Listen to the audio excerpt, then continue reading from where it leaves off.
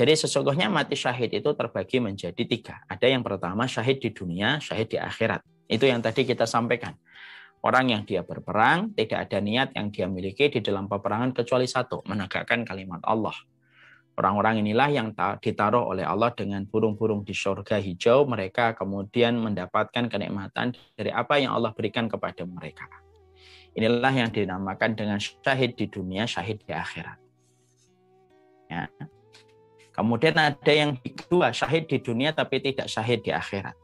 Siapa ini yang kemudian syahid di dunia tidak syahid di akhirat?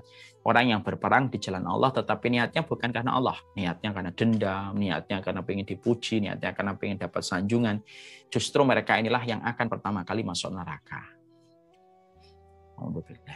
Makanya kemudian dalam hadis riwayat Muslim dari Abu Hurairah, Rasulullah bersabda, "Inna awwala nasi yuqda yaumil qiyamati salasatun." Orang yang akan diputuskan masuk neraka pertama kali nanti pada hari kiamat itu ada 3 orang. Ada 3 orang. Yang pertama yaitu adalah orang yang meninggal dunia di dalam peperangan dan sepanjang hidupnya dia berperang karena Allah. Dalam sepanjang hidupnya dia berperang. Tetapi ketika dia dibangkitkan, Allah tanya sama dia, apa yang telah kamu lakukan dulu di dunia? Saya berperang karenamu ya Allah. Untuk siapa? Untukmu. Allah kemudian berkata, kadzabta, bohong kamu, dusta. Sesungguhnya kamu berperang itu bukan untuk meninggikan kalimatku, tetapi supaya kamu disebut sebagai pemberani dan kamu telah mendapatkan. Lalu dia dilemparkan ke neraka. Pertama kali yang mencicipi api neraka adalah si orang yang berperang di jalan Allah tetapi niatnya bukan karena Allah. Walaupun mereka tidak kekal di dalam neraka, nanti tetap ada waktu mereka dikeluarkan dari neraka itu. Karena niat yang salah itu bukan menjadikan pelakunya itu kekal di dalam neraka. Tapi mereka lah yang pertama kali merasakan api neraka, Masya Allah ya. Jadi ini menjadi sebuah renungan yang menggetarkan ya. Bahwasanya yang paling susah itu adalah menjaga niat.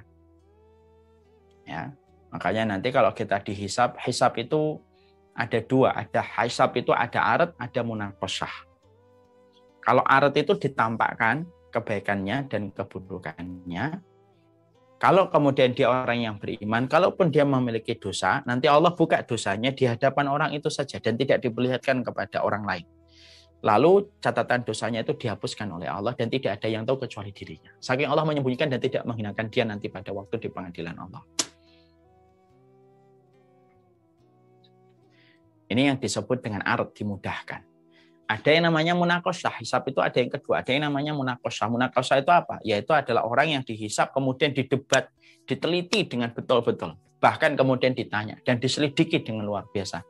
Inilah orang-orang yang sejatinya nanti diadab. Man husiba udziba. Siapapun yang dihisabnya dengan panjang, teliti dan sampai didebat oleh Allah, maka inilah orang yang diadab oleh Allah. Ini ada orang yang syahid di dunia tapi tidak syahid di akhirat. Ada yang ketiga, tidak syahid di dunia tetapi syahid di akhirat. Yaitu secara di dunia dia tidak dianggap mati syahid. Artinya ketika meninggal dunia tetap dimandikan, dikafani, disolati, tetapi nanti di akhiratnya dia mendapatkan keutamaan sebagaimana orang yang mati syahid. Ini ada 3. Sekarang kemudian kita pahami. Kalau syahid di dunia dan akhirat sudah paham. Syahid di dunia tidak syahid di akhirat sudah paham orang yang salah niat. Sekarang kita bahas siapa orang yang berkategori tidak syahid di dunia tetapi dia syahid di akhirat. Maka kemudian mari kita baca hadis Rasulullah SAW. Asyhadatu sab'un.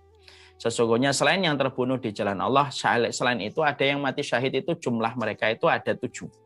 Mati karena taun, syahid. Mati karena tenggelam, syahid. Mati karena sakit tulang rusuk, syahid.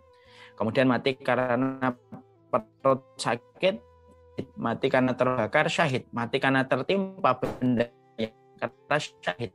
Mati karena syahid. Kalau kemudian orang yang beriman dengan track record-nya dia itu kemudian beriman, track record-nya dia beriman. Lalu kemudian dia mati karena taun, mati karena tenggelam, mati karena tulang rusuk, mati karena sakit perut, mati karena terbakar, mati karena benda keras yang tertimpa kepadanya, misalkan gempa, dan mati karena dia melahirkan, itu matinya mati syahid. Tapi di akhirat, di dunianya tetap diperlakukan sebagaimana orang biasa. Tetap dimandikan, tetap dikafani, tetap disolati. Tapi nanti di akhiratnya catatannya akan dihitung sebagaimana orang yang mati syahid. Makanya kemudian arti syahid di akhirat itu bagaimana? Mari kita lihat di dalam kitab Syarah Bukhari. Mereka mendapatkan status syahid secara hukum. Secara hukum, bukan hakiki.